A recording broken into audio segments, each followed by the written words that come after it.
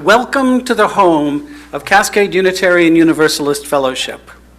Our worship team today includes Dana Taves, Kathy Lau, Mariah Madsen, Steve Clem, and me, Lynn Madsen. Ours is a faith that believes in radical hospitality, which means that everyone is welcome. Whether you come in grief or joy, searching or sharing, just for today or looking for a home, you are welcome. We will share treats, refreshments, and conversation immediately after the service.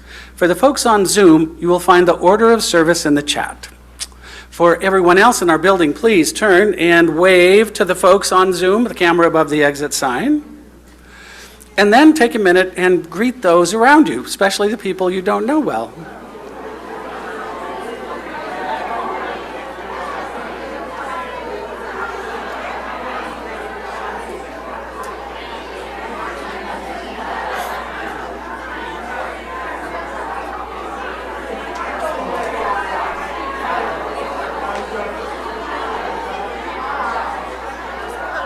What?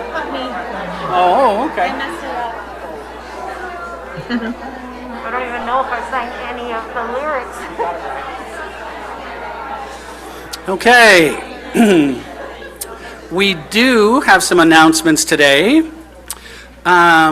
Next weekend, there will be a camp out up at Squilcheck. And Heather, Linnea, and Owen, your cheerful camp out organizers, have one request. Please sign up.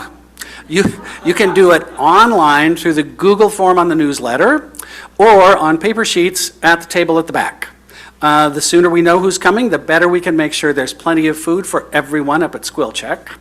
And don't forget, bring your drum if you have one, a comfy camp chair, and some lawn games too. There will be a service up at Squilchuck next week. Reverend Thomas will lead a service. Allegedly, the theme is about coyote. Also, there will be a service here. Rita Salama will be leading a service on sharing books that we have loved. If you would like to participate, if you would like to share about a book, please come prepared to speak for a minute or two about your book.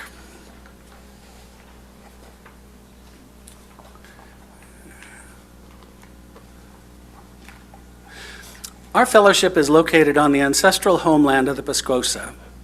From time immemorial, the Pasquosa have lived here, building a vibrant way of life and a rich culture from the land and the other beings with whom they shared it. Like most First Nations, they were displaced and dispossessed by the colonial policies of the U.S. and European governments. Here is the first stanza of a poem by Joy Harbaugh of the Chickasaw people entitled Conflict Resolution for Holy Beings. Good morning. Recognize whose lands these are on which we stand. Ask the turtle, ask the deer and the crane. Make sure these spirits of the land are respected and treated with goodwill. The land is a being who remembers everything. You will have to answer to your children and theirs.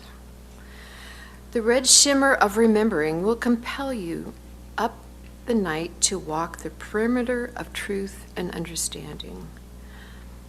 As I brushed my hair over the hotel sink to get ready, I heard, by listening, we will understand who we are in this holy realm of words.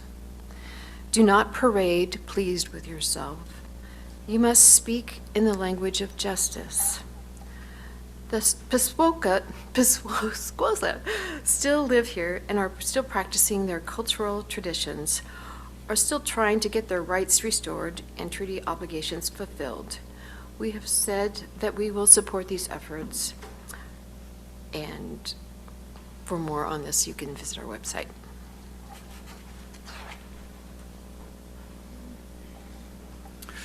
And now, please rise in body and spirit and join us in singing our opening song, Teach Your Children. Today we're talking about family, and family can be complicated. It's our earliest experiences with those who take care of us that shape our ability to love and trust and experience belonging. And we know that families come in all forms. Our opening words today are adapted from a children's song by Jim Rule.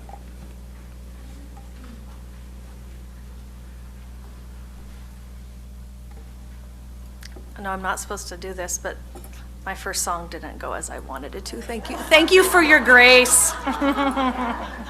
So, as we are here in family, this song says, I used to believe that a family was a mom and a dad and 2.3 kids and a great big station wagon or a minivan and a house and a dog and a cat. But now that I've seen lots of families, I know that it's not always like that, because a family is what you make it. It's you and your loved ones, whoever they are. You got to give and take it with understanding and love. Your family's going to go far. I used to believe I was normal, but now I don't know what that means. Because if your family keeps you cozy and warm all right and fits you like a pair of your favorite jeans, that's what's important. That's what makes it right. Snug as a bug on a cold winter's night, someone to love you and someone to fight for your right to be just who you are. With understanding and love, your family's going to go far. Come, let us explore family together.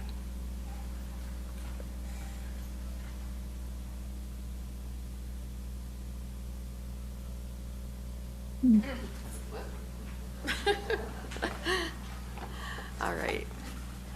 So the chalice lighting is next. The chalice and flame symbolize our congregation gathered in principles of faith.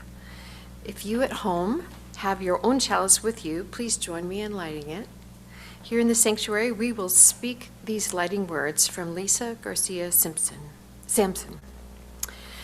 In these wild, historic, and uncertain times, we gather. Remember who we are, who we belong to, and what we are called to do. As we light this chalice, we kindle the spirit of the great turning, the movement for justice alive in this nation today. May we feel it in our bones, and in the stillness of this hour, may we sense it calling our name.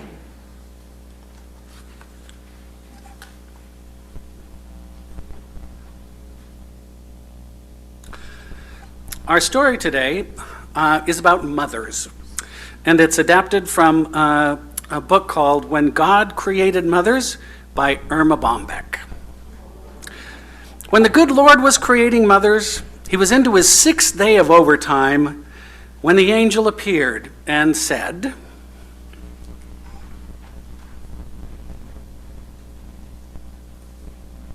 You're doing a lot of fiddling around on this one. Well, have you read the specs on this order?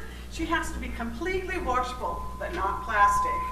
Have 180 movable parts, all replaceable, run on black coffee and leftovers, have a lap that disappears when she stands up, a kiss that can cure anything from a broken leg to a disappointed love affair, and 6 pairs of hands. 6 pairs of hands? No way. Oh, it's not the hands that are causing me problems. It's the 3 pairs of eyes that mothers have to have. That's on the standard model? One pair that sees through closed doors when she asks, "What are you kids doing in there?" when she already knows. Another here in the back of her head that sees what she shouldn't, but what she has to know.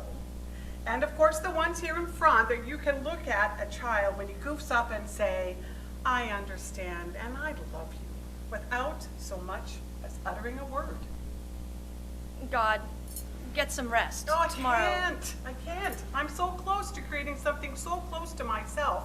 Already I have one who heals herself when she is sick, can feed a family of 6 on 1 pound of hamburger, and can get a 9-year-old to stand under a shower. It's too soft. But tough. You can imagine what this mother can do or endure. Can it think? Oh, not only can it think, but it can reason and compromise. There's a leak. I told you that you were trying to put too much into this model. It's not a leak. It's a tear. What's it for?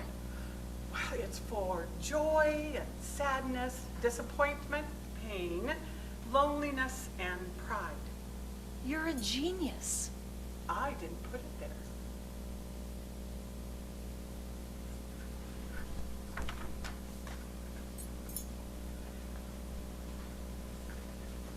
Now, let's sing our children to the classes. Now go with each other to find meaning in the spirit of love that we share. Now go with each other to find meaning in the spirit of love that we share.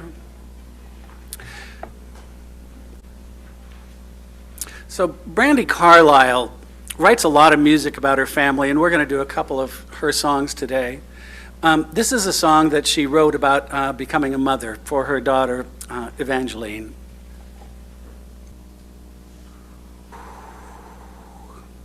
So we have come to this time of tender reverence in our service when we have the opportunity to share from our heart events that have touched us in a deep personal way.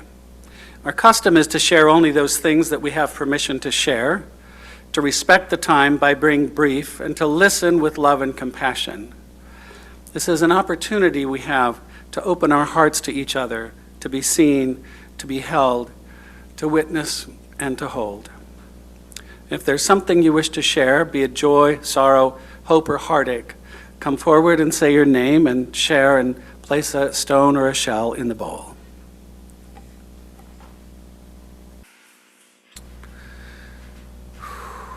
Take a nice deep breath.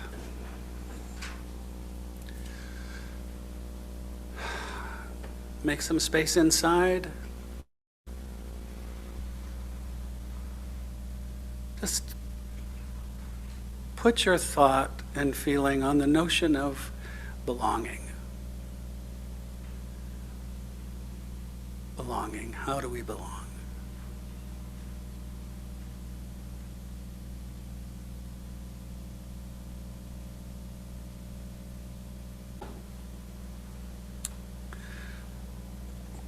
So, Gladys Hunt says, what is home?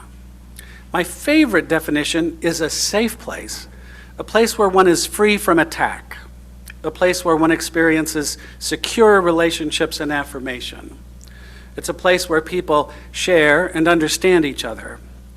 Its relationships are nurturing. The people in it do not need to be perfect. Instead, they need to be honest, loving, supportive, recognizing a common humanity that makes all of us vulnerable.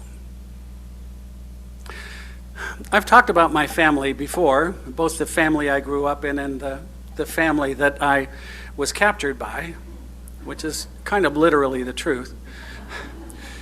In the family that I grew up in, I was loved and I was well taken care of, but I was not safe. I was not safe from physical abuse. I was not safe from humiliation or teasing or incredibly competitive conversation. And the result of that I did not realize until I was well into my 20s, was a shell that I carried around me. A waiting for the next bad thing. I remember I was in, Mary and I went to marriage counseling fairly early in our marriage, and the therapist said, what do you want? What do you want?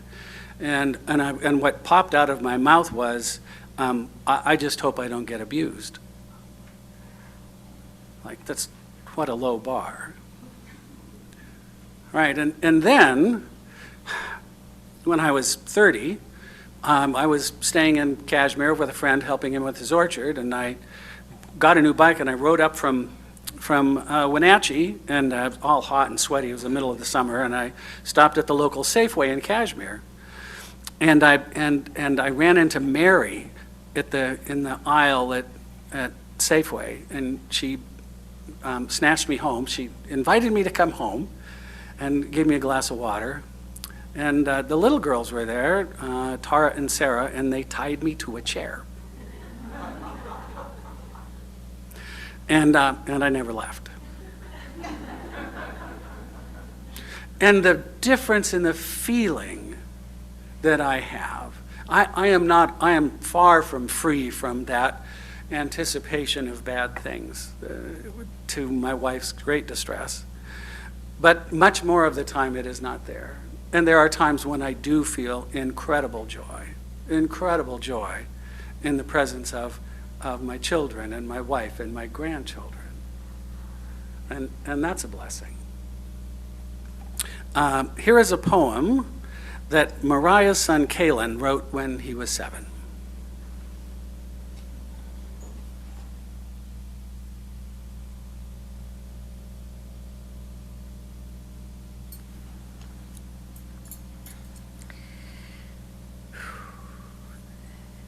Get my Kleenex out.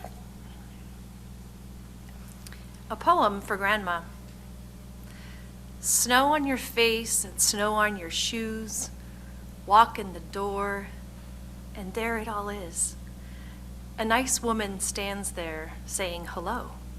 She asks if you would like a snack. Never say no.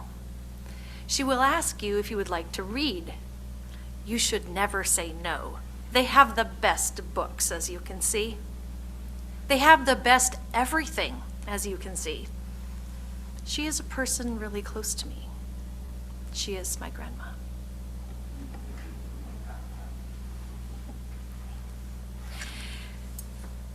Our mission and covenant call us to serve. Are we? Oh, I asked him to print out my stuff.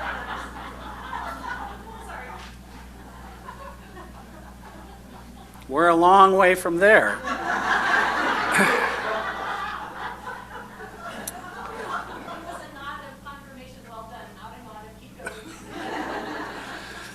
C. Joy Bell says, there is no such thing as a broken family. Family is family. It's not determined by marriage certificates, divorce papers, adoption documents. Families are made in the heart. The only time family becomes null is when those ties in the heart are cut. If you cut those ties, those people are not your family. If you make those ties, those people are your family. And if you hate those ties, those people will still be your family, because whatever you hate will always be with you.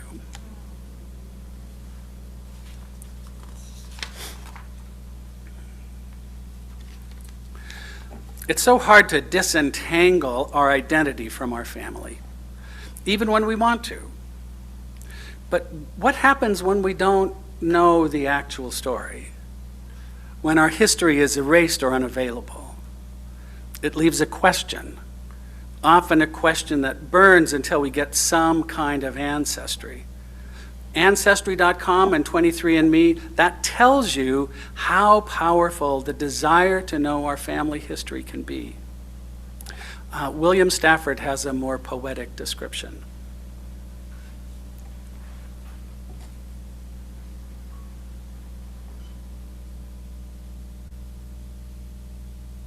A Story That Could Be True by William Stafford.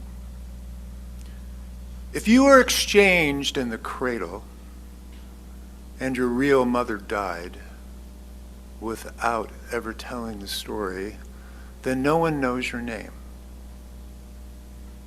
And somewhere in the world your father is lost and needs you, but you are far away.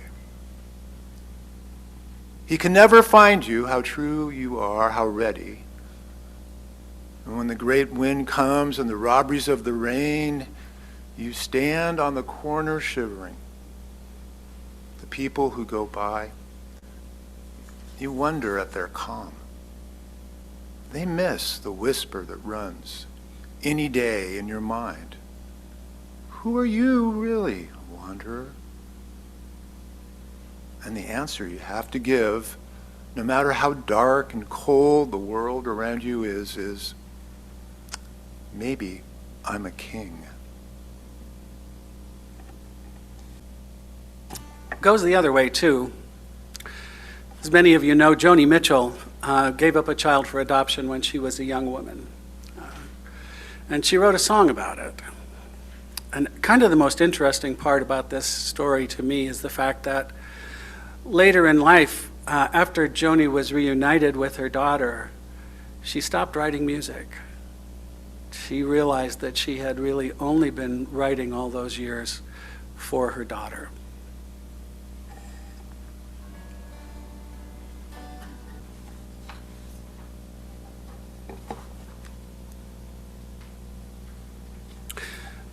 Parenting can be challenging, difficult, sometimes a thankless job. There are so many tasks and responsibilities done with the knowledge that they are both important and will go largely taken for granted. Often, when times are hard and relationships are strained, the only evidence of the love that has gone into them is the labor expended.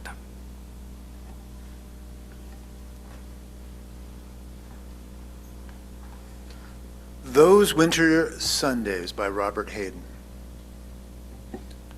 Sundays, too, my father got up early and put on his clothes in the black cold. Then, with cracked hands that ached from labor in the weekday weather, he made banked fires blaze. No one ever thanked him. I'd wake and hear the cold splintering, breaking. And when the rooms were warm, he'd call, and slowly I would rise and dress, fearing the chronic angers of that house. Speaking indifferently to him, who had driven out the cold and polished my good shoes as well, what did I know? What did I know of love's austere and lonely offices?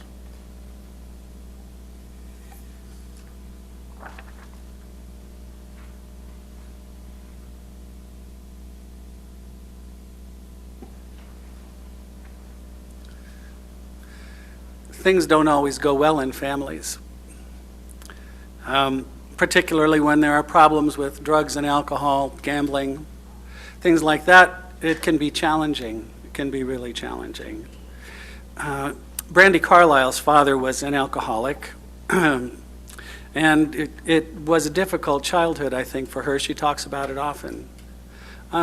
He eventually went into treatment and got clean and sober. And what she says is, when he got out, she expected some kind of acknowledgement and some kind of reparation, some kind of amends. And that didn't happen. She said, I expected him to tell me something. He didn't do that. So I had to write a song myself for it. This is that song. It's called That Wasn't Me. Our mission and covenant call on us to serve. Our weekly offering is part of our spiritual practice, translating our beliefs into action. Through these gifts and the ministries they support, we make the wider community part of our family.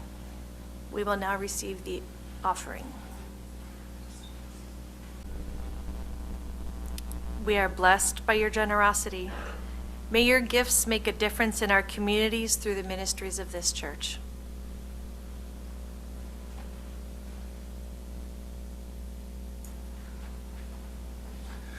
Now please rise and join us in singing Give Yourself to Love.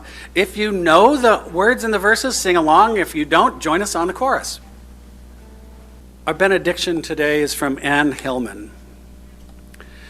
We look with uncertainty beyond the old choices for clear-cut answers to a softer, more permeable aliveness, which is every moment at the brink of death. For something new is being born in us if we but let it. We stand at a new doorway, awaiting that which comes, daring to be human creatures, vulnerable to the beauty of existence, learning to love.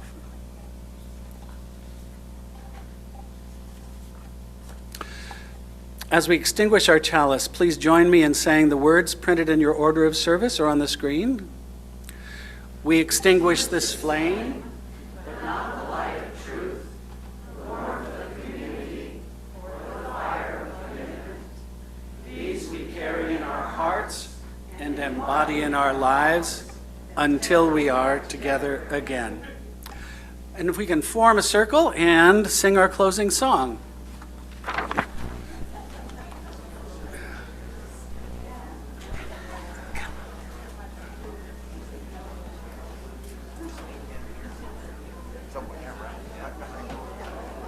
It's going to be a big circle today.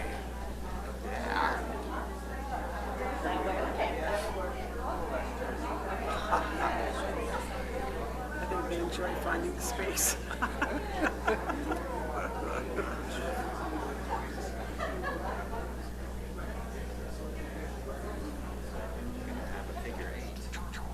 Carry the flame of peace and love until we meet again.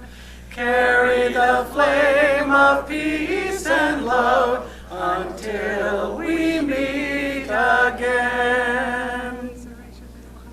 That's fine. Thank you. I chose my key, right? That was a great service, Was guys. a great service. was a great service. You did all that, put that together for us. Oh, I know.